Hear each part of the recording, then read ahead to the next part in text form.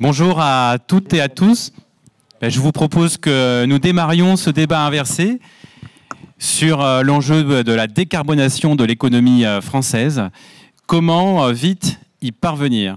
Alors, avant de vous expliquer le format de cette table ronde, je passe tout de suite la parole à nos 4 intervenants pour qu'ils se présentent. Alors, le hasard fait que c'est moi qui commence.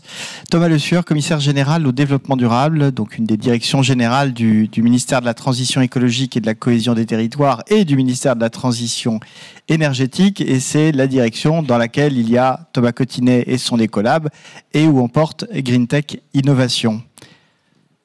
Je passe la parole. Bonjour à toutes et à tous. Clara Chapas, directrice de la mission French Tech. Donc on est l'administration de Bercy en charge des startups. Et on a, entre autres, beaucoup de programmes sur la transition écologique, mais je laisserai certains des participants en parler. Bonjour à toutes et à tous. Julie Neuville, chez Materop. Donc, je suis associée en charge de l'impact et nous produisons un ciment local et bas carbone que vous pouvez voir ici. Et nous fêtons aujourd'hui nos 4 ans d'existence, accompagnés notamment par la French Tech. Bravo. Et bonjour à tous. Donc moi, je m'appelle Louise Villain. Je travaille dans le groupe EDF où je suis directrice de l'équipe Nouveau Business qui investit à la fois dans des startups et qui incube les projets intrapreneuriaux des salariés du groupe. Merci. Donc je suis Thomas Cotinet, donc je dirige Ecolab dans les équipes de Thomas Le Sueur, dans le service recherche innovation. Donc Ecolab qui s'occupe de la labellisation GreenTech Innovation, de l'accompagnement des startups, mais qui est également le laboratoire d'innovation du ministère par la donnée et l'intelligence artificielle. Alors avant d'introduire le sujet, un petit mot sur le format. Donc c'est un débat inversé. Donc nous proposons de démarrer cette séquence en vous donnant la parole, à vous, le public. Donc le principe est que vous demandiez la parole. Donc il y a 2 personnes qui sont là pour vous donner le micro et que vous nous fassiez part de votre avis sur la question qui est posée. Comment accélérer la décarbonation de l'économie française? Donc c'est pas uniquement une logique de poser des questions aux speakers, c'est aussi de partager votre vision du sujet, de faire un témoignage, quelle que soit votre posture, entrepreneuse, entrepreneur, chercheur, investisseur, décideur, décideuse de l'administration. Voilà, vous pouvez également faire une alerte, partager une conviction très forte que vous avez sur ce sujet et puis aussi peut-être poser une question à nos panélistes. Donc voilà, donc franchement, n'hésitez pas.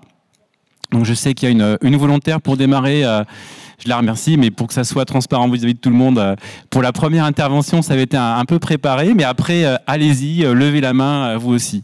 Alors le sujet, oui, c'est la décarbonation de l'économie française. La stratégie nationale bas carbone fixe un objectif de 81% de réduction des émissions à l'industrie d'ici 2050 et 30% rien que d'ici 2030. Alors on est sur un sujet qui est bourré d'injonctions contradictoires. Des solutions existent, mais qui elles-mêmes posent des questions de transition écologique et d'empreinte carbone. Tout ça doit être compatible avec la stratégie des entreprises. Donc voilà, comment faire, comment profiter au maximum de l'élan d'entrepreneuriat et d'innovation qu'une partie d'entre vous nous proposez, comment faire en sorte que les solutions que vous proposez soient réellement exploitées par l'économie et toutes ses composantes pour justement accélérer cette décarbonation. Voilà un petit peu le sujet autour duquel nous allons tourner. Et donc voilà, pour ceux qui viennent juste d'arriver, donc pour rappel, c'est un débat inversé, donc on démarre par 20-25 minutes avec la parole qui vous est donnée à vous, la salle.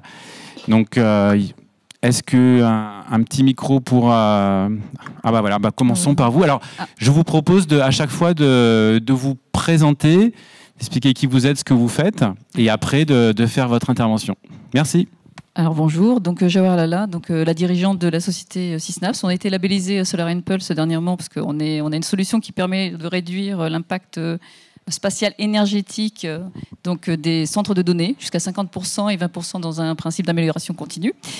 Et en gros, effectivement, l'une des questions que je veux poser, c'est que derrière, on doit gérer la donnée Moi, je préférerais la notion d'efficience que de sobriété, parce que quelque part, on doit gérer la transition écologique et également donc l'évolution technologique. Donc, l'idée, effectivement, c'est de ne pas arriver non plus dans une crise sociale.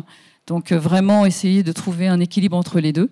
Et la donnée, donc effectivement, c'est un vrai sujet, puisque finalement, c'est les deux faces de la médaille. Donc, elle va nous apporter beaucoup de choses pour avoir une vision systémique et réparer nos erreurs du passé. Mais c'est aussi, elle est énormément énergivore et en eau, en électricité. Et donc, effectivement, il faut trouver le juste milieu de cette magnifique nouvelle ressource, mais qui, elle, contrairement aux autres, qui est illimitée et qui se duplique à l'infini.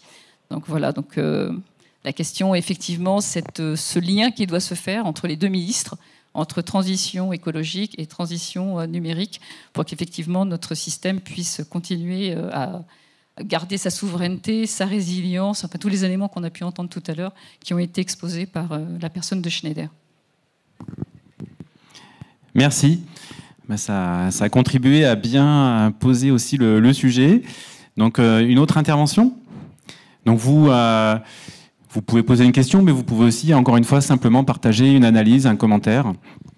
Bonjour, Florent Garcia, j'ai la joie de diriger le marché start-up pour BNP Paribas et la stratégie d'investissement de la banque.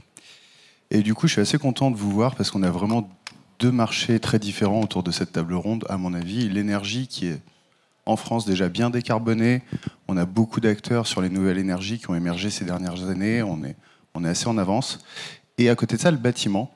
Et le bâtiment, enfin, moi, à titre perso, et nous, on a l'impression que c'est un marché sur lequel, finalement, il y a peu d'acteurs émergents avec une énorme, un énorme objectif de décarbonation de l'économie et du secteur du bâtiment à 2030-2033. Et les gros acteurs du bâtiment, je ne les vois pas hyper présents sur le sujet. Et les startups, voire scale-up, il n'y en a pas beaucoup non plus par rapport à l'énergie. Alors, vous deux, surtout toi, hein, sur ta vision très, très sectorielle, qu'est-ce que tu en penses ? Merci. Il y a des interventions en bas de la salle. Merci, Antea. Bonjour, je suis Ibrahim Chewir, le fondateur de la société AQR. Moi, dans le cadre de l'étude de marché, j'ai rencontré pas mal de dirigeants de PME industrielles de moins de 100 salariés. Et pour résumer, en fait, l'information qui est remontée le plus souvent, c'est qu'ils n'ont pas conscience des dispositifs, qu'ils ont l'impression, qu'ils sont très sceptiques vis-à-vis de la communication issue de Paris et de l'Union européenne. Et donc, la question est... qu'est-ce que vous pensez ? Comment on peut aider ces PME industrielles à prendre le train en marche et pas prendre trop, parce qu'ils prennent déjà du retard, ils sont déjà en retard, et faire en sorte qu'ils rattrapent ce retard. Ouais, c'est pas assez clair. Désolé. Non, très clair, merci. Bonjour. Bonjour, Francesco Amari, Delta Q. Nous réalisons 20% d'économie d'énergie sans baisser les températures de consigne sur les bâtiments tertiaires, en optimisant, grâce à l'intelligence artificielle, l'ensemble des consommations d'un immeuble. Quelle place les startups européennes ont dans l'économie française pour agir voilà, si une start-up n'est pas forcément française, mais européenne, peut-elle aider justement également la France dans ses objectifs ? Merci. Bonjour. Alors, moi, j'ai créé Deki pour Dernier Kilomètre il y a 2 ans et on décarbone en fait l'acheminement des marchandises en ville. Et donc, par rapport à comment y parvenir vite, moi, je crois plusieurs leviers. D'abord, peut-être ça vous semblait banal, mais le collectif. Et moi, je pense que Deki serait pas là si j'avais pas eu le soutien de la région, d'abord, de l'ADEME ensuite. Je pense qu'on a beaucoup de chance d'être là aujourd'hui et de pouvoir casser les silos d'échange entre un monde public et un monde privé. Je pense que ça a la force et ça permettra d'aller plus vite. Ça, je suis convaincue de ça. Je pense qu'au-delà du silo public-privé, il y a aussi nous. Moi, je suis heureuse d'être là parce que je pense que je peux rencontrer des gens qui font aussi de la mesure d'impact carbone, qui vont nous permettre de faire la preuve à nos premiers clients pionniers qui ont besoin de changer des choses, de savoir à quel point ils impactent. Nous, on a des exemples. On a un data scientist qui nous a permis d'avoir un algorithme dont la clé d'entrée, c'est quel impact vous allez avoir en choisissant tel prestataire, et donc on y va. Et pour exemple, ça nous permet de dire à nos clients que voilà, vous allez décarboner et gagner, éviter d'émettre, on n'est pas neutre en carbone, on va éviter d'émettre 10 ou 100 tonnes de CO2. 100 tonnes de CO2, c'est une vingtaine de vies sauvées. Donc ça va très vite. Donc on peut le faire vite. Par contre, il faut qu'on s'appuie sur les réglementations, qu'on travaille ensemble. J'entendais parler ce matin d'une réunion qui va avoir lieu la semaine prochaine avec les villes qui sont contraintes par les ZFE. Et je pense qu'on a un autre rôle, nous aussi, c'est d'intervenir dans ce type de réunion, non pas au titre de fournisseur ou de prestataire, mais de conseiller et de co-construction. Moi, j'ai d'abord construit avec la région au sein des ateliers régionaux de la logistique. J'ai appris beaucoup et du coup, on s'appuie mutuellement sur nos rôles. Donc, je n'aurais jamais dit ça il y a 2 ans. Je peux juste vous partager ce plaisir-là que j'ai de co-construire. Et du coup, j'ai peut-être une question, c'est que vous qui avez mis en place ce label et qui nous offrez cette visibilité, comment est-ce qu'on peut concrètement, peut-être régulièrement, non seulement co-construire, mais mettre à la lumière de ceux qui nous soutiennent le résultat de nos réunions, nos co-constructions. Je pense que plus on va faire savoir le résultat concret, pour nous, concitoyens, ou pour un autre entrepreneur, et plus on va faire arriver dans cette communauté des 250 entrepreneurs, en fait, des actifs, en fait, des gens qui ont des résultats. Donc moi, je voulais juste partager ça avec vous, et merci de nous l'avoir proposé, en tous les cas. Merci pour ce partage. Donc il y a d'autres mains levées. Bonjour. Mais Valraven, je travaille chez InnovaFeed, on est le leader de l'élevage d'insectes qui permet de construire des chaînes alimentaires décarbonées. Moi, j'ai une question par rapport aux quotas sur les matières premières carbonées. Donc, cet été, on a vu des législations assez drastiques sur les biocarburants qui ont eu un impact très fort pour promouvoir les matières premières qui étaient les moins carbonés. Est-ce qu'il n'y a pas un système de quotas à mettre en place dans d'autres secteurs comme le secteur de la construction, le secteur de l'agroalimentaire pour justement promouvoir les matières premières les moins carbonées et forcer les entreprises à s'orienter vers ces matières premières? Merci.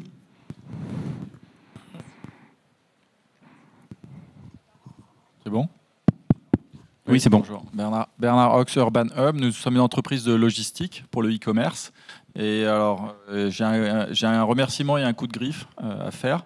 Alors, le remerciement, c'est l'ADEME qui nous permet de développer, comme madame, peut-être un logiciel d'optimisation des flux en amont de la livraison finale, parce que c'est là que ça se décide. Par où va rentrer la marchandise dans une ville comme Paris. Aujourd'hui, apparemment, ça ne préoccupe pas grand monde.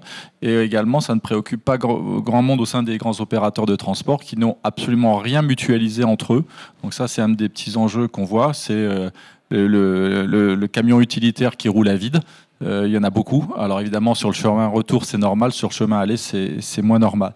Donc de ce côté-là, effectivement, nous, on est pris entre la demande d'un autre client et, il faut bien le dire, la demande du consommateur. Et là, je suis désolé de le dire, mais le consommateur, le mieux intentionné envers la planète, quand il s'agit de se faire livrer sa paire de baskets, il ne veut pas attendre. Il n'a pas compris que vouloir sa paire tout de suite, c'est-à-dire dans les 24 heures, pour un produit aussi indispensable, eh bien, ça allait saloper la planète. Et de ce côté-là, on est toujours, insulté, parce que le terme, c'est exactement ça, c'est insulté quand c'est pas livré tout de suite. On livre pas des poches de sang, je vous dis, on livre de l'alimentaire, de la décoration, des cosmétiques, des choses comme ça. Donc de ce côté-là, effectivement, l'éducation du consommateur, et en l'occurrence dans les grandes villes, il y a encore beaucoup de boulot à faire. Et le deuxième coup de griffe que je voulais donner, c'est vis-à-vis de grands groupes. Alors désolé, c'est des boîtes du CAC 40 qui ont des magnifiques bilans verts, des magnifiques rapports RSE, qui lancent des appels d'offres.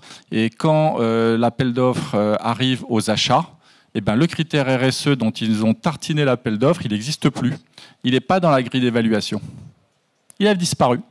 Donc, j'ai 2 exemples concrets, mais je ne donnerai pas de nom parce que rester courtois. C'est dans le secteur de la beauté, on va dire, au sens large. Très simplement, eh bien, effectivement, il y a un sympathique cabinet de conseil qui nous dit vous avez toutes vos chances face à un grand acteur avec lequel on collabore par ailleurs, et ben au final, il n'y a plus le critère RSE, il n'est pas dans la grille d'évaluation aux acheteurs.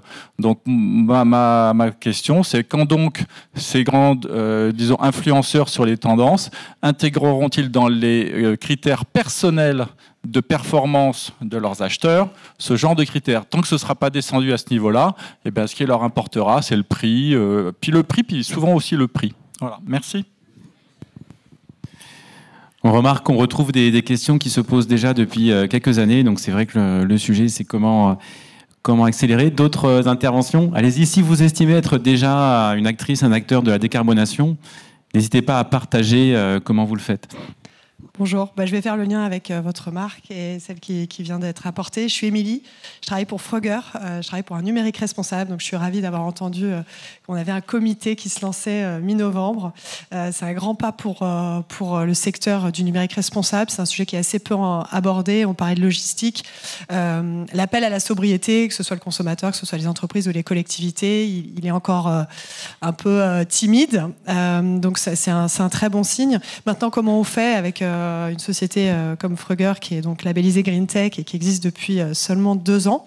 En fait, on vient auditer tous les sites web, les applicatifs, les sites internet, intranet, extranet des entreprises et on va leur délivrer un bilan, et je rejoins encore une fois l'intervention précédente, un bilan qui est full RSE. On parle aujourd'hui de l'impact carbone, les gaz à effet de serre, ça couvre encore plus que le carbone, l'eau, l'énergie, mais aussi l'impact social du numérique, on en parle encore assez peu malheureusement, l'accessibilité, l'inclusion, et puis tout ce qui est protection des données, cybersécurité, c'est quand même des sujets qui appellent à la responsabilité, et puis enfin tout ce qui est sobriété, technique, fonctionnelle, éco-design des sites. Donc comment on fait chez Frogger? On travaille avec des grands groupes, on travaille avec l'ADEME, donc je suis ravie qu'on soit le mesureur officiel de l'ADEME pour mesurer leur site. Ils n'ont pas honte de le dire, leur site a été conçu il y a longtemps, donc il était très énergivore. On a travaillé ensemble pour l'améliorer. Donc avec un logiciel, tout simplement, on vient de manière dynamique et non statique faire un bilan et pousser à l'amélioration continue. Parce que le bilan qu'on demande aux entreprises aujourd'hui et qui sont obligées à un reporting extra-financier avec la CSRD qui arrive là en janvier, on demande juste à un instant T de faire un bilan carbone. Et puis après, pour s'améliorer, c'est difficile. Et puis il y a beaucoup de boîtes de qui viennent accompagner autour de ça, mais concrètement, comment on fait pour garder vraiment le viseur sur l'amélioration continue et comment on fait pour embarquer les entreprises et les collaborateurs au sein de l'entreprise. Et ça, c'est un vrai sujet. On a besoin de vous pour ça. On a besoin effectivement de ce comité et on a besoin de vous pour sensibiliser les entreprises à faire ce travail. Pour vous donner un petit chiffre, le poids d'une page web ne cesse d'augmenter. Il a pris 335% depuis seulement les 10 dernières années. Le poids d'une page, et il y a 5 milliards de pages web aujourd'hui, le poids d'une page est constamment en train de s'alourdir. Donc si on s'engageait un petit peu à réduire ce poids des pages avec vraiment des choses assez simples, on va dans le détail du code, on réduit le nombre de requêtes, on réduit le poids d'une image, le poids d'une vidéo, des choses assez simples qui permettent de s'améliorer, on peut tous ensemble réussir. Mais par contre, il faut avoir cette prise de conscience de l'impact du numérique. Donc on a besoin de vous, on a besoin de la French Tech pour travailler ensemble et mobiliser ces grands groupes qui sont à la fois problèmes et solutions dans cette équation. Et on sait qu'on peut faire de grandes choses. Nous, chez Frogger, on milite aussi pour qu'il y ait un Digital Sustainable Score qui permette en fait d'auditer chaque site et le travail de chaque entreprise dans son amélioration. Donc un score qui va de A à F et qui permet de montrer l'amélioration parce que c'est important de à la fois sensibiliser et récompenser les personnes qui font ce travail, et il commence à en y avoir pas mal dans les entreprises et je remercie nos clients pour ça, et notamment l'ADEME qui fait un travail formidable. Et je finirai encore par une référence à la conversation précédente sur tout ce qui est appel d'offres. L'ADEME va bientôt intégrer un critère numérique responsable et demandera à toute personne qui veut travailler avec eux d'être audité Frogger. Donc on est très fiers de ça et on les remercie. Voilà. Merci. Le numérique est souvent mis en avant comme un levier de décarbonation de l'ensemble des secteurs, mais il doit faire aussi sa propre décarbonation. Donc merci pour cette belle illustration. D'autres interventions? Oui, monsieur? Oui, bonjour à tous. Moi, je suis Jonathan Combary, étudiant... N'hésitez pas à mettre le micro proche de la bouche. Ouais, merci. Pardon. J'ai pas l'habitude. Donc moi, je suis Jonathan Combary, étudiant en data science à l'Université de Grenoble. Et je suis collaborateur dans une start-up Spotiz qui traite des questions d'écomobilité. On cherche à voir comment est-ce qu'on peut fluidifier le dernier kilomètre, excusez-moi. Et en ce moment, on est en train de voir comment est-ce qu'on pourrait utiliser la blockchain pour pour aller plus loin justement dans ces questions d'écomobilité. Et donc ma question, c'est est-ce qu'on pense à la blockchain quand on souhaite faire décarboner l'économie française? Nous, on croit qu'on peut utiliser la blockchain comme étant non pas simplement un outil technologique, mais un outil qui permet de catalyser les interactions au sein d'une même communauté pour qu'elle puisse prendre conscience d'elle-même plus rapidement et donc de devenir un marché avec plus de résilience et être plus efficace plus généralement. On travaille aussi avec la ville de Nantes et on utilise la blockchain pour voir comment est-ce qu'on peut impliquer l'inclusion citoyenne et l'inclusion financière sur des projets de tokenisation de l'immobilier. Donc, ma question de tokenisation de l'immobilier et du patrimoine. Donc, ma question, c'est est-ce qu'on pense à la blockchain dans tout ce qui est la décarbonation de l'économie française et mondiale en général? Merci. Avec en toile de fond le sujet de la frugalité de la blockchain, un beau sujet. D'autres prises de parole? Oui, monsieur devant.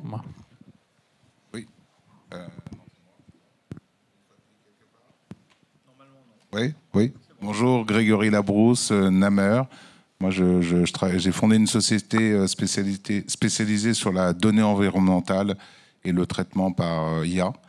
En gros, si vous n'étiez pas là, je ne serais pas là, parce que la donnée environnementale, c'est la donnée publique, c'est le CGDD, c'est l'IGN, le BRGM, et puis les académiques, puis toutes les administrations qui ont finalement fait une feuille de route. Et merci à Thomas d'avoir fait une feuille de route maintenant pour tous les ministères. Et donc, en gros, cette donnée, c'est évident qu'elle, pour toutes les entreprises à qui je parle, elle permet d'optimiser les déchets de chantier, les déchets verts, les matériaux de construction en prédisant lesquels le dernier kilomètre, enfin tous les sujets.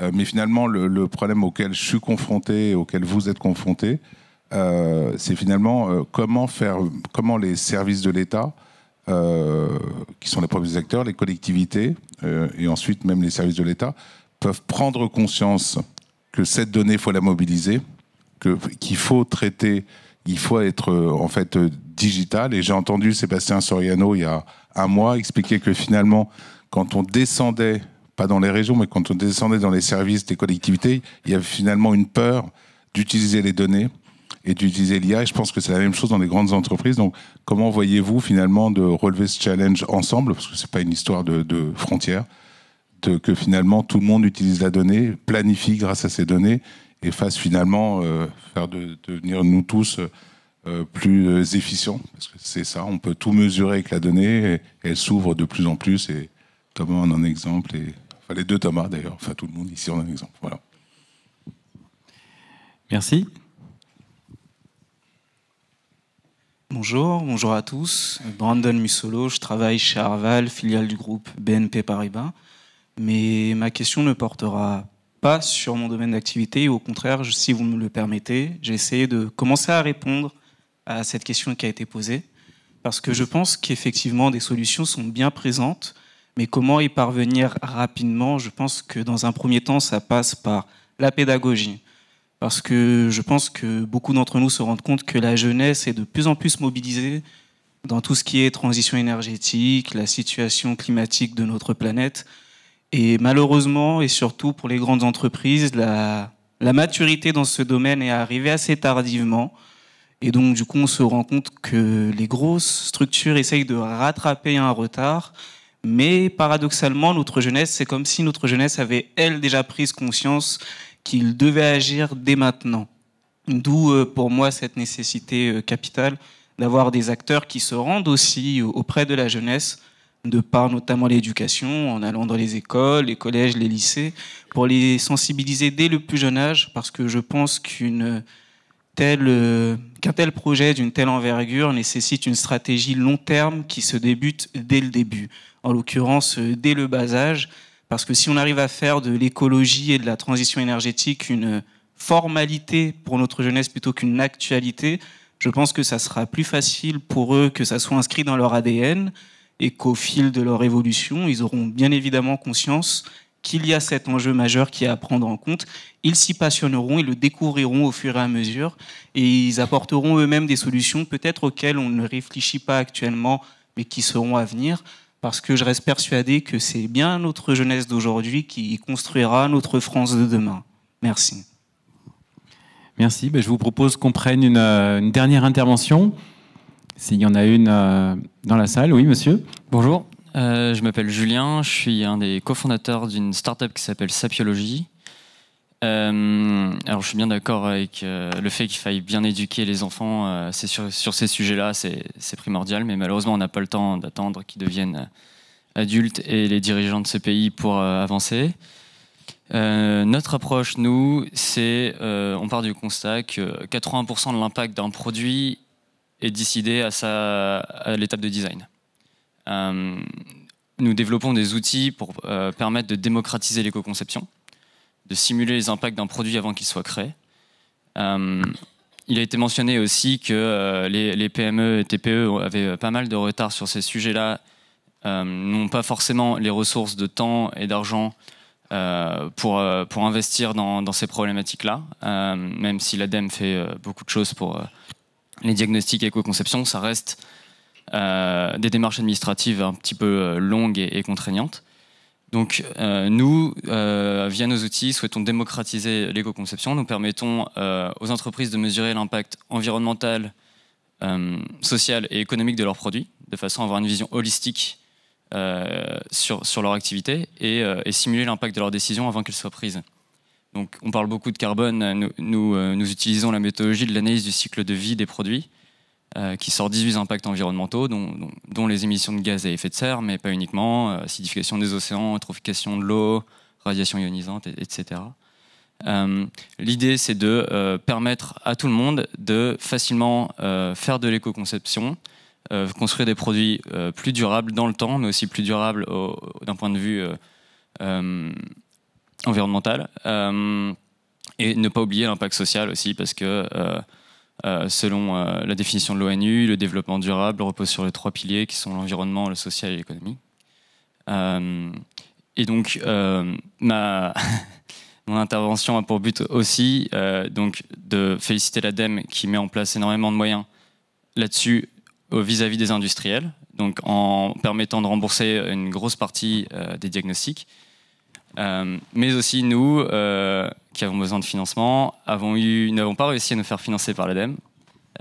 Et notre objectif est de permettre de baisser la barrière à l'entrée à ces diagnostics, à l'éco-conception, rendre ça beaucoup moins onéreux, beaucoup plus facile, et donc faire économiser beaucoup d'argent à l'ADEME. Et donc j'en profite pour mettre en lumière le fait que il y a aussi pas uniquement les industriels qu'il faudrait aider, mais les gens qui leur proposent des outils numériques, notamment pour leur permettre de devenir plus durables. Merci. Merci beaucoup. Merci à toutes et à tous là, pour la variété, la richesse des points de vue que vous apportez sur ce sujet. Ce qui est très chouette, c'est qu'on voit aussi que vous apportez des solutions à chacun à votre manière. Moi, je propose qu'on vous applaudisse, parce que voilà.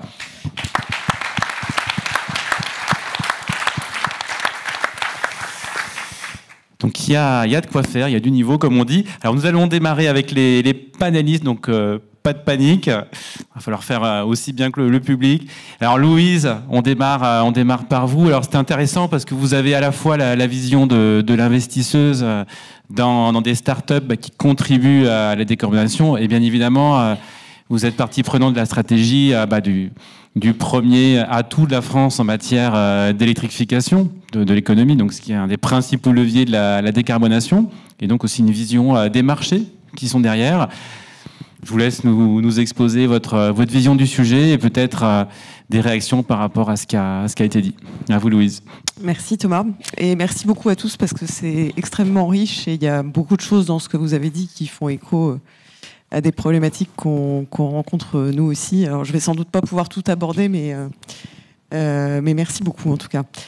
Alors effectivement, quand on s'est parlé avec Thomas pour préparer cette table ronde, moi je me suis posé la question de comment nous, EDF, et comment nous, les grands groupes et les énergéticiens, on s'attaque à ce problème de, 1, décarboner l'économie, et 2, faire vite, parce qu'effectivement l'urgence, elle est bien là.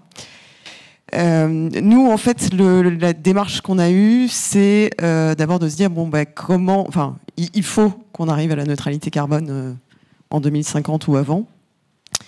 Qu'est-ce qu'il va falloir faire pour y arriver ? Et donc là, on s'appuie, comme beaucoup de gens, sur un certain nombre de rapports qui ont été produits. Du coup, alors là, moi, je ne vais en citer qu'un, parce qu'il y en a beaucoup, mais voilà, celui-là est particulièrement frappant et nous a aidé, nous, à déterminer notre stratégie. C'est celui de RTE, donc le réseau de transport d'électricité, qui a produit il y a maintenant à peu près un an, un rapport qui s'appelle Futur énergétique 2050 et qui explique comment est-ce que on pourra arriver à la neutralité carbone. Et ce que ça montre, et ça fait écho, je pense, à beaucoup de vos interventions, c'est que, en gros, il va falloir faire 3 choses. Il va falloir améliorer notre efficacité énergétique, il va falloir réduire notre consommation d'énergie, et il va falloir électrifier une partie de l'économie, indirectement ou directement. Et donc, on voit bien que ça, ces 3 leviers, alors on les touche encore plus du doigt un an plus tard pour des raisons assez douloureuse, mais on voit bien que le mouvement qui est en train de s'enclencher, de toutes les façons, il sera nécessaire dans la durée pour atteindre la neutralité carbone. Et donc ça, je pense que ces 3 piliers-là,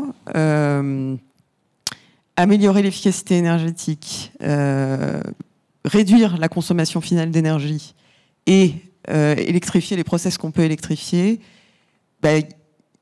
ce sont les 3 piliers qu'il faut qu'on utilise pour décarboner l'économie française. Et cela, il faut qu'on les active effectivement le plus vite possible. Et donc du coup, nous, en fait, ce que l'on voit, c'est que... alors c'est complètement dans la stratégie d'EDF, évidemment. Et ce que l'on voit et ce qu'on touche de plus en plus du doigt, c'est que tout ça, nous, en tant qu'énergéticiens, on a des leviers, évidemment, à commencer par la production d'électricité. Mais pour nous, on ira plus vite, puisque c'était ça la question, en n'y allant pas tout seul. Et ça, c'est aussi notre conviction, et c'est ce qui fait qu'effectivement, on a construit notre stratégie d'innovation, notamment en lien avec l'écosystème externe, et notamment en lien avec les startups. Parce que on est persuadé que c'est comme ça qu'on arrivera plus vite à la neutralité carbone et à la décarbonation de l'économie. Moi, il y a une donnée que je trouve toujours extrêmement frappante. Alors là, pour le coup, c'est un rapport de l'AIE, l'Agence internationale de l'énergie, qui est paru, pareil, l'an dernier, et qui explique que la moitié des réductions d'émissions de CO2 qu'il va falloir faire pour arriver à la neutralité carbone, en 2050, repose sur des technologies ou sur des services qui aujourd'hui soit n'existent pas, soit ne sont pas matures industriellement, et que donc il faut les accélérer. Et donc nous, c'est bien ça notre philosophie dans le rapport à l'innovation et aux startups. Et donc c'est pour ça qu'on a mis en place un certain nombre de programmes, parce que pour moi, alors, moi, je parle en tant qu'investisseur, mais il y a bien d'autres façons de collaborer avec des startups et avec vous. C'est pour ça qu'on a mis en place effectivement plusieurs programmes, alors qu'on a marketé, qu'on appelle les programmes Pulse, donc avec un programme d'une part d'open innovation qui s'appelle Pulse Connect, où là, l'objectif, c'est en fait de connecter une entreprise comme EDF avec toutes les startups qui peuvent contribuer justement à l'atteinte de la décarbonation de l'économie. On a mis en place un programme qui s'appelle Pulse Incubation, parce qu'on se dit qu'en fait, il y a aussi dans les salariés et dans les actifs du groupe un potentiel de business pour décarboner l'économie. Et alors au passage, j'en profite parce que ce que vous avez dit tout à l'heure sur la blockchain, moi j'en suis intimement convaincue. Nous-mêmes, on a développé une filiale d'infrastructure et de services blockchain avec un ADN souverain d'une part et bas carbone d'autre part. Et moi, je suis convaincue que oui, la blockchain est une partie de la décarbonation de l'économie, effectivement. Et puis, on a donc mis en place, alors ça fait maintenant 5 ans, un programme qui s'appelle Pulse Venture, où là, l'objectif, c'est d'aller encore plus vite et d'investir directement dans des startups. Alors dans des startups qui sont... alors là aussi, j'en profite pour rebondir sur une intervention de monsieur tout à l'heure. Nous, notre portefeuille d'investissement, donc aujourd'hui, on a une grosse vingtaine de startups dans lesquelles on a investi pour un montant qui est d'environ 300 millions d'euros. C'est des startups qui sont souvent françaises et on en est très fiers. Mais on a aussi des startups européennes, voire américaines, parce que moi je suis convaincue aussi que l'innovation ne s'arrête pas aux frontières et qu'au contraire il faut capitaliser sur ce qui se passe un peu partout pour aller plus vite, là aussi. Et donc nous, en quoi ça consiste ? Nous, en gros, on est investisseurs, donc on apporte de l'argent, évidemment, aux startups. Mais ce que l'on essaie de faire, c'est aussi de ne pas apporter que de l'argent. Ce qu'on cherche, nous, c'est à développer des synergies fortes entre les startups qu'on accompagne et les métiers du groupe. Et ce qu'on cherche avant tout, c'est d'aller chercher dans les startups l'innovation qui va nous permettre d'aller plus vite sur certaines problématiques. Donc, par exemple, on investit sur la décarbonation de l'agriculture, on investit, par exemple, récemment, on a investi dans une société qui fait de la carbonatation de déchets industriels, de déchets dans les cimenteries, et qui mélange ces déchets avec du CO2 pour produire un matériau de construction. Donc, pour nous, c'est... le bénéfice, c'est qu'on va chercher des choses qu'on n'a pas, nous, directement dans le groupe EDF, et on espère pouvoir apporter aux startups qu'on accompagne justement la puissance du groupe et de pouvoir, du coup, que ce soit gagnant-gagnant, à la fois pour que la décarbonation arrive plus vite et pour que ces sociétés grandissent. Merci Louise. Alors c'est vrai que le portage des startups et des PME par les grands groupes est un vieux sujet de la politique économique française, de la politique publique économique. On l'a tenté plusieurs fois, par exemple sur l'export. À chaque fois, ça a raté. Il y a un économiste très connu, là, Henry Chesbrough, qui a théorisé l'innovation ouverte. Et là, ce qui est intéressant avec la décarbonation et avec les nouveaux marchés que cela apporte, c'est qu'on a de nouvelles postures dans la relation grand groupe start-up qui, cette fois-ci, laissent espérer que les grands groupes vont jouer beaucoup plus leur rôle d'entraînement des start-up vers ces nouveaux marchés de la décarbonation. Donc, c'était une belle illustration du sujet. Alors, je vous propose, Clara, qu'on passe à vous. Donc, Clara, vous dirigez la French Tech. Louise rappelait que la moitié des innovations dont on a besoin pour réussir cette décarbonation, cette neutralité carbone à horizon 2050, soit n'existent pas, soit ne sont pas encore matures. Je trouve que c'est une belle entrée en matière pour partager votre vision du sujet. Tout à fait. Et d'ailleurs, je pense que tout ce qu'on a entendu dans cette salle, finalement, est un très bon exemple d'à quel point on va compter sur la French Tech. On compte déjà aujourd'hui sur la French Tech pour trouver une partie des solutions. Le ministre Christophe Béchu disait tout à l'heure qu'il y a quand même très peu de gens aujourd'hui qui questionnent encore le rôle de l'humain sur le résultat écologique que l'on connaît. Ensuite, il y a deux façons d'avancer. Il y en a une qui est de se dire on a fait ça et voilà. Et il y en a une qui est de se dire du coup l'humain est aussi responsable de trouver la solution à ce problème. Et je pense que quand on vous entend tous, on se dit que vous êtes des bons exemples de à quel point vous l'avez très bien compris. Donc, qu'est-ce qu'on fait à la French Tech pour essayer d'accélérer? Parce que je crois que la question, c'est comment on va plus vite. Je pense que vous avez tous touché un peu à toutes les solutions. L'histoire de la pédagogie, bien sûr, est très importante. Je rejoins, j'ai oublié ton prénom, mais la personne qui parlait d'éco-conception, que la pédagogie doit aller plus loin que seulement la jeunesse, parce que malheureusement, sinon on n'aura pas le temps. Donc, on travaille avec les entrepreneurs et notamment avec le réseau des communautés French Tech sur tous les territoires. Vous avez des capitales et des communautés French Tech dans à peu près l'intégralité des villes de France, mais aussi à l'étranger, qui animent tout un tas d'ateliers pour justement insister sur cette pédagogie à la jeunesse, bien sûr, mais aussi à tous les décideurs. Parce que, on l'a beaucoup entendu, comment on fait pour que les grands groupes se saisissent du sujet au-delà d'un simple bilan de fin d'année. C'est par ces conversations, par cette mise en relation de terrain, de proximité, qu'une des solutions, une partie de la solution peut accélérer. On fait aussi un grand travail sur tout ce qui est la question de l'accompagnement. Donc, on a mentionné rapidement le Green 20, mais l'idée, c'est quoi? C'est de se dire comment est-ce qu'on peut accompagner les startups comme vous êtes ici aujourd'hui à aller plus vite, notamment sur tous les enjeux de l'État. Alors, on ne va pas pouvoir changer les lois, on ne va pas pouvoir mettre en place des nouvelles régulations pour vous, mais on va pouvoir vous garantir de parler au bon interlocuteur, à la bonne fréquence, et garantir que cet interlocuteur va pouvoir vous apporter une réponse prioritaire et quelque part finalement accélérer sur le système administratif qui parfois est un petit peu lent par rapport à l'horizon de temps qu'a une start-up. Donc ça, c'est toujours difficile pour moi d'en témoigner, mais de ce que j'entends quand je parle au lauréat Green 20, c'est quand même une vraie accélération. Et créer ce débat et cette relation et cette communication publique-privée est extrêmement importante pour accélérer. Ensuite, on ne travaille pas directement parce que nous, on n'a pas d'argent. C'est la BPI qui est en charge de ça. Mais je pense que la question du financement est extrêmement importante, et encore une fois, t'en parlais.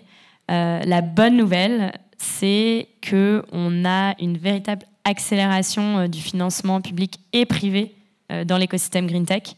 En 2020, il y avait à peu près 500 millions d'euros qui avaient été levés par les startups de la Green Tech. En 2021, 1 milliard d'euros. Et cette année, on a déjà quasiment atteint ce milliard d'euros. Donc ça continue d'accélérer.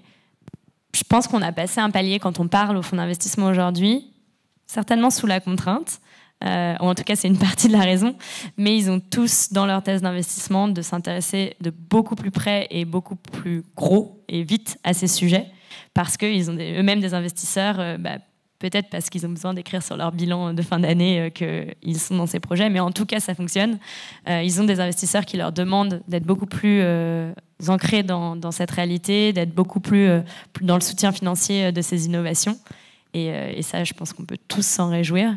Donc on voit le changement, on le voit de façon concrète, on voit tous ces fonds s'équiper des analystes qui connaissent le sujet pour avoir une capacité à déployer beaucoup plus vite sur ces technologies.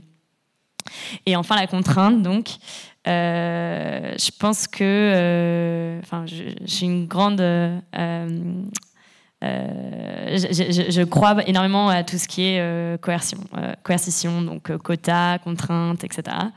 Parce que, surtout quand on est entrepreneur, on a tellement de choses à faire. Entre ce qui est très important et ce qui est très urgent, on a tendance à toujours prioriser l'urgent. Et donc, je pense que c'est en avançant collectivement et en se contraignant collectivement qu'on peut avancer plus vite.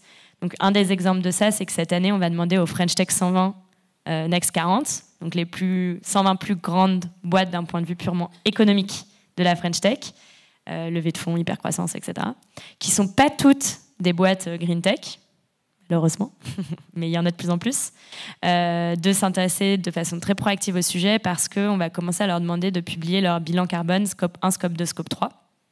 Ça, j'entendais tout à l'heure Froger, je crois, bien sûr des limites, c'est statique, c'est une fois par an, mais ça a le mérite de mettre ce sujet sur la liste des priorités de tous. Parce que quelqu'un disait, oui, une fois qu'on a fait le bilan carbone, comment on fait pour embarquer les équipes? Moi, je l'ai vécu dans ma vie d'avant, donc quand j'étais côté entrepreneur. Quand on fait un bilan carbone scope 1, scope 2, scope 3, en fait, on a besoin de mobiliser l'intégralité de l'entreprise. Et donc, même moi qui faisais du marketing, j'ai forcément dû comprendre que mettre une énième pub vidéo sur Facebook, oui, c'est en termes d'impact carbone versus impact performance, c'est peut-être pas la meilleure chose à faire. Donc, c'est une des premières démarches. Est-ce qu'on va s'arrêter là? Non. Mais il y a cette idée de se dire, si on peut contraindre les grands à aller plus loin, à prendre ces sujets, à vraiment faire une priorité de leur entreprise, derrière, il y a aussi une logique d'exemplarité qui fait que l'écosystème en entier, et pas seulement la green tech, fera partie de la solution. Merci beaucoup, Clara. C'est l'occasion aussi de vous remercier pour la qualité de la collaboration qu'on a, parce que c'est aussi important au sein du gouvernement que les différents ministères travaillent bien ensemble. Alors, Julie, donc, vous êtes non seulement dans la direction MaterUp, mais en charge de l'impact. Donc, on l'a vu, il y a eu beaucoup de témoignages quand on est une entrepreneuse ou un entrepreneur qui veut contribuer à décarboner l'économie avec... Et en plus, en innovant, il y a beaucoup d'obstacles, de freins, il y a quand même pas mal d'alertes qui ont été faites. Cette course de haies, vous l'avez réussi parce que MaterUp a des performances quand même assez incroyables. Est-ce que vous pouvez nous partager justement les convictions que vous avez autour de cette réussite et peut-être témoigner de la façon dont vous avez, vous, sauté ces haies qui ont été présentées par les collègues dans la salle? Alors, bonjour à toutes et à tous. Merci pour vos interventions. C'est toujours très enrichissant de voir que les problématiques sont partagées et je crois que c'est déjà un des facteurs de réussite. Outre l'accompagnement à la fois des institutions qui sont là au quotidien pour nous aider, c'est aussi déjà entre nous, Green Tech, de pouvoir créer des passerelles et pouvoir avancer. Je vous fais un tout petit résumé, sans vous faire le pitch, puisque vous trouverez tout sur Internet, bien qu'il ne faut pas trop consommer de numérique. Ce qu'on propose chez MaterUp, c'est un ciment que vous voyez ici, et pour produire du béton bas carbone. Alors, qui est local, qui est basé sur de l'argile crue que vous avez aussi ici. C'est de la deep tech, c'est de la French tech, c'est de la green tech. Et on pourrait même dire que c'est de la low tech, puisque on n'utilise ni gaz ni pétrole, on utilise uniquement de l'électricité. Et aujourd'hui, ça prend tout son sens quand on voit les différentes crises.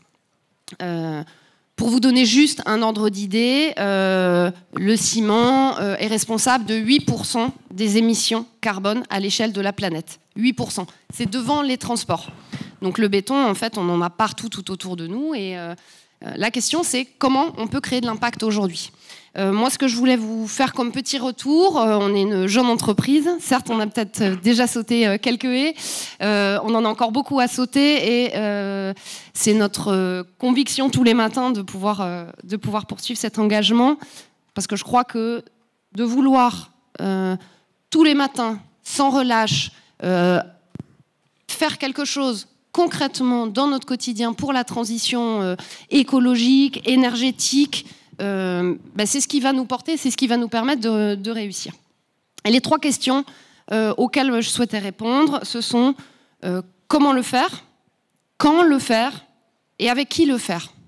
Donc nous, en tout cas, chez MaterUp, on a choisi... au-delà de notre produit qui est intrinsèquement bas carbone et qui embarque peu d'énergie, puisqu'on réduit de 50% l'empreinte carbone, on a choisi un déploiement territorial.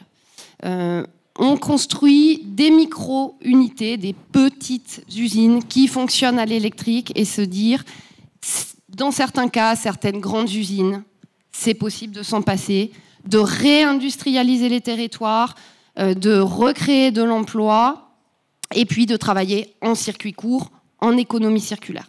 L'objectif est vraiment d'essaimer sur les territoires. On a déjà une usine dans les Landes qui est en fonctionnement depuis 7 mois maintenant, qui produit, et nous sommes actuellement dans un objectif de 10 prochaines unités de production sur les territoires, toujours sur des échelles cohérentes de bassins de vie, de bassins de production, et de sélectionner les territoires qui vont être les plus innovants et puis surtout qui souhaitent aller vite.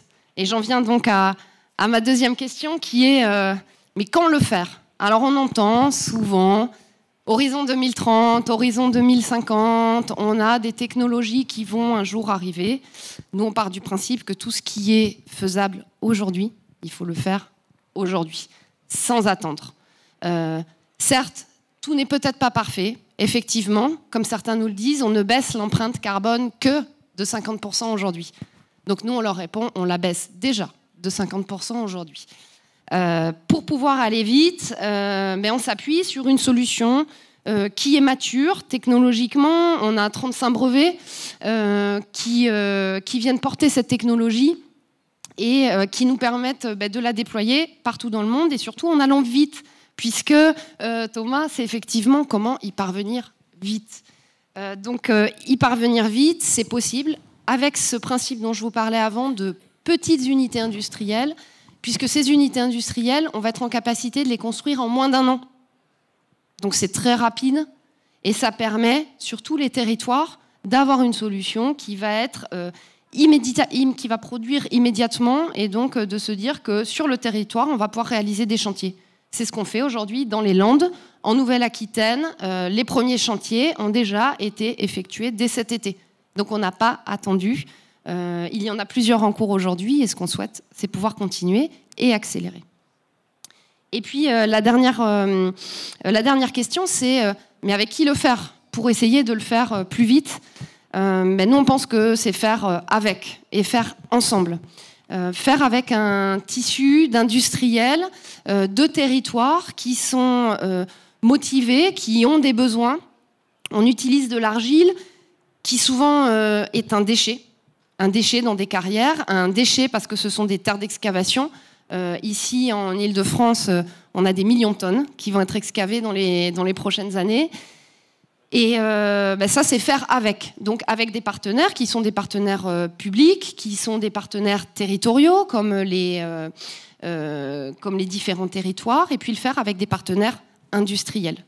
En fait, la solution qu'on propose, on s'est dit, si on la fait tout seul, est-ce qu'on va réellement créer de l'impact tout de suite, maintenant? Non.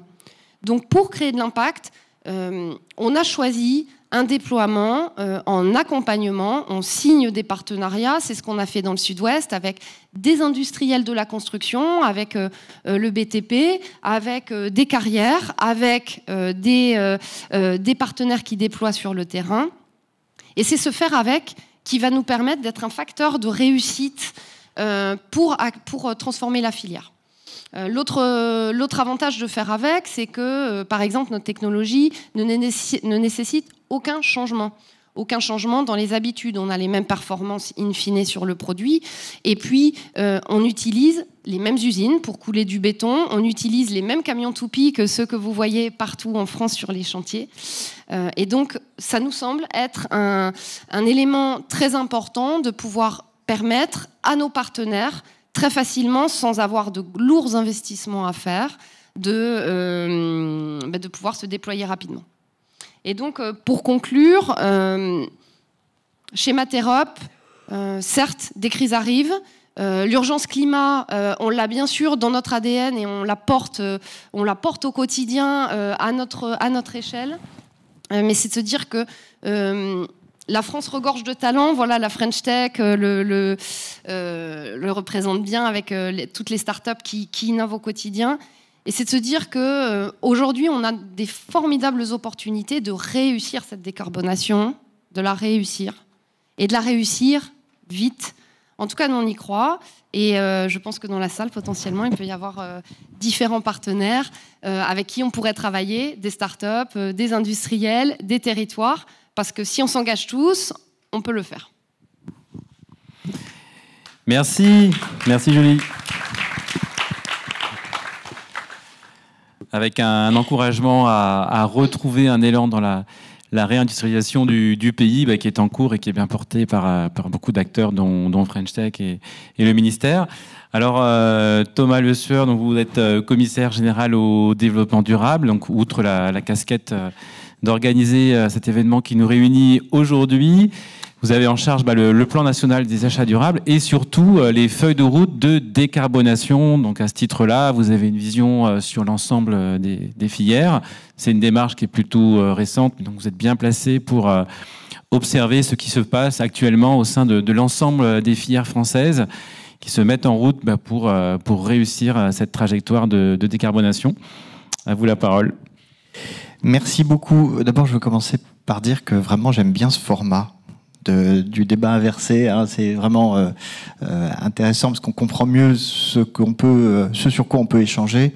Voilà, je salue mes copanélistes qui ont intégré dans leurs propos un certain nombre de réponses aux interpellations et aux observations que vous avez faites. Je vais essayer de faire pareil. Et du coup, ça va me conduire à dézoomer un tout petit peu pour finalement partager les constats de base qui nous amènent à quelques outils comme ceux que Thomas Cotinet vient d'esquisser, sur lesquels je reviendrai, comme ces feuilles de route de décarbonation par filière et les achats durables.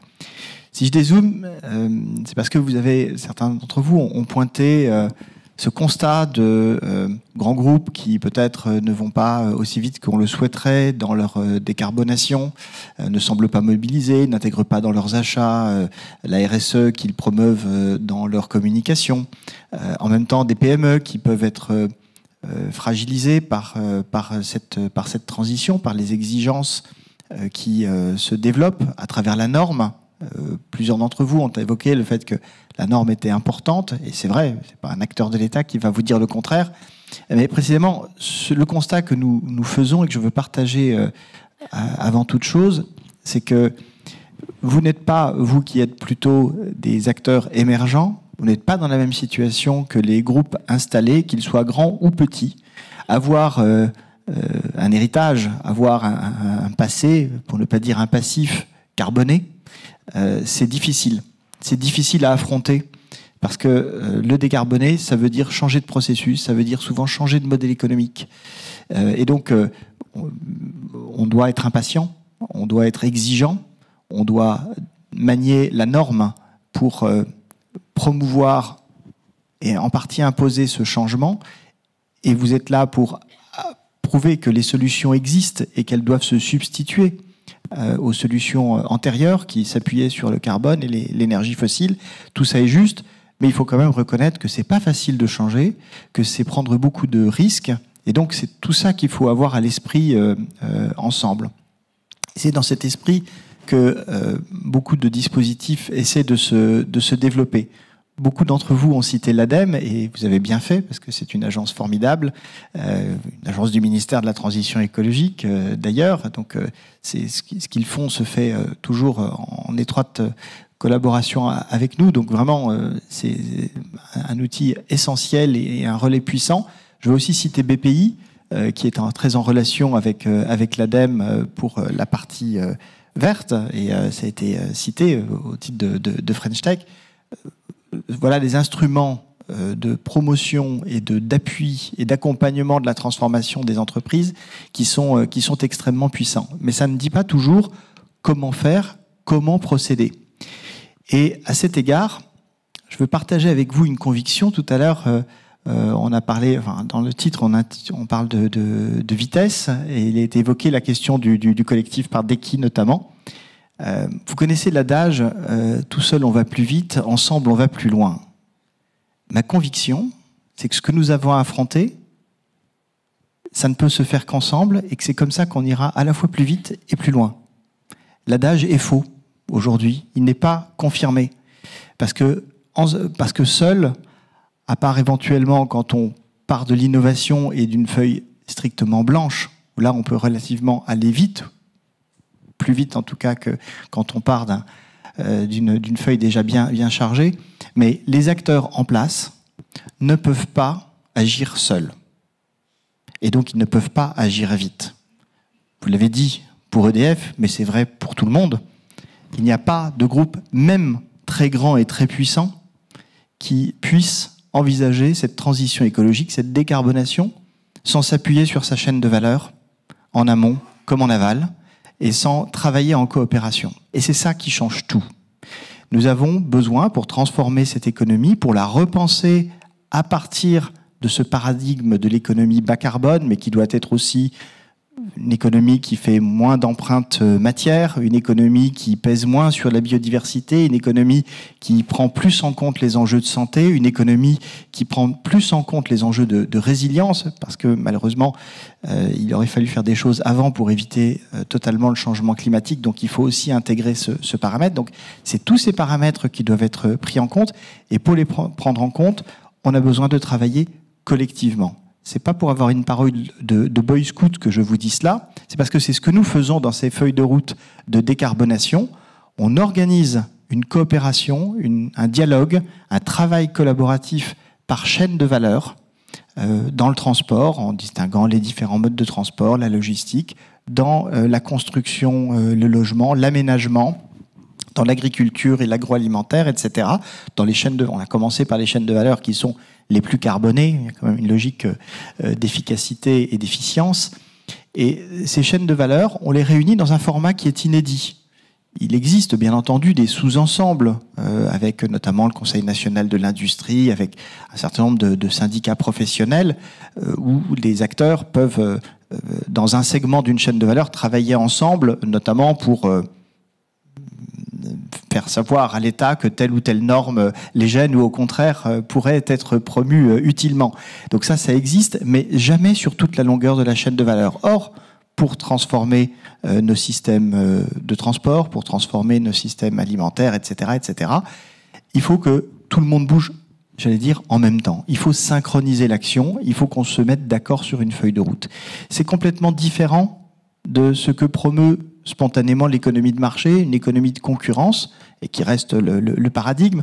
Mais là, pour faire cette transition, il faut coopérer, et c'est par la coopération, c'est par le partage d'une vision de ce que signifie cette transition, de ce qu'elle implique en termes de changement de modèle économique, de changement de chaîne de valeur et de partage de la valeur au sein de cette chaîne, que nous pourrons finalement engager réellement l'action. Parce qu'en attendant, et c'est ça que vous constatez, que certains d'entre vous ont un petit peu dénoncé, et je ne vous donne pas tort là-dessus, hein, les grands acteurs ou les acteurs installés ont du mal à se lancer vraiment, totalement, à corps perdu, parce que c'est trop risqué. Voilà. Il faut qu'on dérisque collectivement cette transition, et c'est ce que nous essayons de faire par ce travail collaboratif d'élaboration de chaînes de valeur par grand secteur. C'est pas l'alpha et l'oméga, c'est un élément, mais c'est un élément qui est récent, qui a été engagé dans le cadre de la loi climat et résilience adoptée l'été dernier. Enfin, maintenant, ça fait un peu plus que l'été dernier, c'est l'été d'avant, 2021, et qui fait l'objet donc de groupes de travail qui doivent aboutir dans les prochains mois.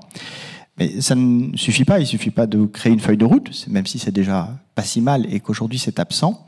On utilise aussi d'autres leviers, et notamment l'achat. Ça a été évoqué, l'achat doit être un vecteur de cette transition écologique. L'achat public, au premier chef, il est prévu, il est maintenant inscrit dans la loi qu'à horizon de 2026, l'ensemble de la commande publique, 100% de la commande publique, c'est-à-dire de l'ordre de 200 milliards d'euros de dépenses annuelles, devra comporter des considérations environnementales, et un tiers de cette commande publique des considérations sociales. Parce que dans le développement durable, on n'oppose pas le social, l'environnemental, on essaye d'allier tous les enjeux. Et donc cette commande publique va se verdir et devenir plus sociale, plus inclusive d'ici 2026. On commence maintenant. Parce que c'est comme pour le carbone, hein, tout ce qu'on économise maintenant est utile, parce que je rappelle que le carbone, ça s'accumule dans l'atmosphère, et que les dégâts économiques et sociaux, ils sont hélas aussi cumulatifs. Donc on commence évidemment maintenant, mais avec cet horizon de temps de généralisation qui est à 2026. Et le plan national des achats durables, c'est la feuille de route de cette transformation de l'achat public pour qu'il prenne en compte systématiquement ces enjeux environnementaux et pour une large part, ces enjeux sociaux. Simplement, on considère que pour réussir ça, il faut que les acheteurs publics changent leurs pratiques, qu'on les accompagne, qu'on les forme, qu'on les éclaire. Mais en réalité, un acheteur public, son enjeu, c'est aussi qu'en face, il y ait une offre. Parce que si vous faites un appel d'offres en disant « voilà exactement ce que je voudrais, c'est génial », et qu'il n'y a personne qui répond à l'appel d'offres, évidemment, ça ne fonctionne pas. Donc il faut aussi que l'économie se transforme, et ça tombe bien parce qu'en donnant un signal clair aux entrepreneurs, aux entreprises, grandes et petites, disant l'achat public va être plus vert, plus innovant, eh bien on encourage à cette transition. Et on pense même que c'est de nature à avoir un effet de transfert ou de propagation positive pour les achats privés. D'ailleurs, c'est pour ça que c'est un plan national sur les achats durables, sans opposer l'achat public et l'achat privé, considérant que l'achat public donne un premier signal et que ce signal doit se propager, parce que quand vous faites des clauses assez exigeantes dans un marché public, vous pouvez faire en sorte que votre fournisseur, le fournisseur que vous choisissez, eh bien, ait lui-même des exigences en amont de sa chaîne de valeur. C'est là qu'il y a un phénomène de propagation.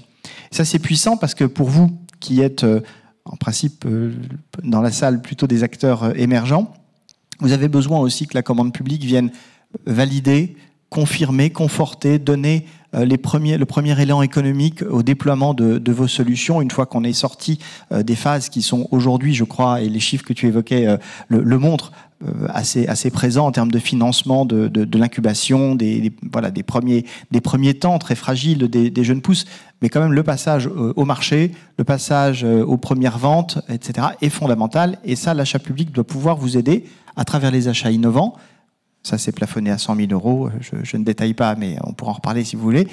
Mais aussi pour mieux intégrer, à travers ces considérations environnementales, dans les marchés publics plus importants que 100 000 euros. Et ça me permet de préciser, puisqu'il y avait une question là-dessus, que, bien entendu, on parle beaucoup de la France parce que c'est le cœur de notre responsabilité à nous, acteurs publics, et finalement un peu nous tous. Mais bien entendu, par exemple, sur ces questions de marché, les règles de concurrence s'appliquent à l'échelle européenne et c'est bien entendu parfaitement ouvert à l'ensemble des PME européennes. Ce qui est intéressant, c'est qu'avec des considérations environnementales, tendanciellement, on relocalise quand même pas mal l'achat à l'échelle nationale et européenne versus plus loin, quoi. Vous voyez ce que je veux dire? Et ça, c'est quand même aussi intéressant en termes de souveraineté. Voilà, j'espère que j'ai répondu un peu à différentes questions en vous disant ça. Moi, je crois simplement, j'ai parlé des chaînes de valeur et du caractère collaboratif, mais j'ai pas dit un mot sur la blockchain qui, à mon avis, puisque c'était une des questions, et je vais dans le même sens que ce qui a été dit, est un élément clé pour justement organiser le partage de l'information, mais au-delà de la blockchain, il y a aussi les espaces communs de données, il y a cette nouvelle forme de mise en commun de l'information qui est indispensable à la transition pour l'économie circulaire, pour créer le passeport produit. Il y a tout un ensemble de règles européennes qui se développent avec la directive sur le rapportage extra-financier, dite CSRD, qui a été évoquée. En ce moment, on discute le passeport produit à l'échelle européenne, ce qui veut dire qu'on va tracer chacun des produits avec les composants, c'est fondamental pour faire de l'économie circulaire et puis pour permettre à des acteurs comme vous eh bien de dire ce qu'il y a à l'intérieur de la matière, à l'intérieur des produits et dire la vérité sur l'empreinte environnementale. Donc il y a une logique de partage, de mise en commun de la donnée à laquelle vous contribuez, à laquelle nous essayons de donner un cadre. Je pense qu'il y a encore des étapes à franchir parce qu'il y a encore des petits blocages juridiques, notamment dans le statut des entreprises, le fait d'offrir des choses, ça peut entrer un petit peu en blocage avec la responsabilité en fait des chefs d'entreprise. Je pense que je parle trop, donc je m'arrête. Voilà, merci beaucoup. Ben merci Thomas. Donc, pour terminer, donc je vous propose chacun de livrer votre phrase de conclusion, peut-être en lien avec certains aspects qu'on n'a pas encore abordés dans nos réponses. Dans les interventions, par exemple, il y a eu beaucoup de sujets autour du thermomètre, de la mesure, de la prise en compte de l'impact carbone, de la fiabilité, de la sincérité de ces mesures-là et peut-être du courage d'entreprise, d'administration pour vraiment le prendre en compte. Il y avait également une forme un peu de cri du cœur, mais comment est-ce qu'on peut faire concrètement pour montrer ce qu'on fait? Donc voilà, donc je vous propose qu'on termine avec une petite phrase chacun là-dessus. Pour vous laisser le temps d'y réfléchir, je vais partager la mienne. Moi, voilà, c'est un sujet qui me tient beaucoup à cœur. Ça a été un petit peu effleuré par monsieur tout à l'heure quand il a parlé de pédagogie. Mais pour réussir cette décarbonation de l'économie française, il faut un maximum de femmes et d'hommes formés pour y arriver. Une partie du sujet, on le voit, c'est entre autres, mais c'est l'innovation technologique. Vous êtes une partie de cette solution. Et voilà, et on a besoin de femmes. Voilà, vous êtes, mesdames, plus de la moitié du pays. Et voilà, les chiffres continuent d'être de très très mauvais en France. On a besoin de rôle modèle. C'est pour ça que je remercie les panélistes de l'avoir fait, mais aussi mesdames qui avaient pris la parole. Je pense qu'en France, on a besoin que toutes les femmes qui entreprennent, qui investissent, le montrent plus souvent. Enfin, voilà, parce qu'il faut rapidement rompre le déclin qui est en cours en primaire et dans le secondaire sur l'intérêt des jeunes filles pour les sciences et la technologie. Louise, c'est à vous pour votre petit mot de la fin. Merci beaucoup Thomas. Moi, mon petit mot de la fin, c'était surtout de vous dire bravo à vous tous. Moi, j'ai beaucoup d'admiration en tant qu'investisseur. En fait, j'ai beaucoup d'admiration pour vos parcours à vous et pour l'énergie et la façon dont vous rendez concret le fait qu'on va pouvoir décarboner l'économie. Donc, bravo à vous et merci.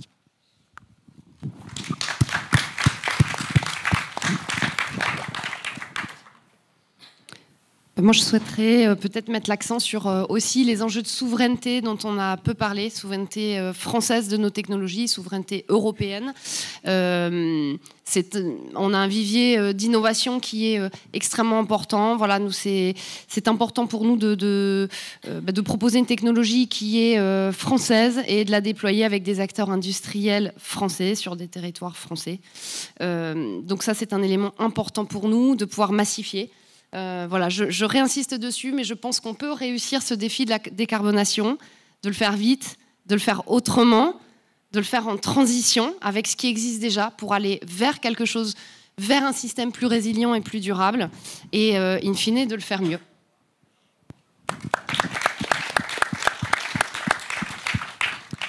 Moi, je voulais vous dire merci à toutes et à tous. J'ai parlé du Green 20 tout à l'heure. On était en juin avec le ministre de l'économie, Monsieur Bruno Le Maire, à Vivatech, et du coup pour annoncer les nouveaux lauréats de Green 20. Et il a justement fait remarquer que la France est 4e écosystème européen en matière de green tech, et que 4e n'est pas français. Il s'agirait d'être premier. Donc il nous a fixé cet objectif pour 2025. Et je suis bien rassurée parce que vous allez beaucoup m'aider. Parce que je pense de façon très convaincue que nous serons premiers en 2025 quand je vois toutes les personnes dans cette salle.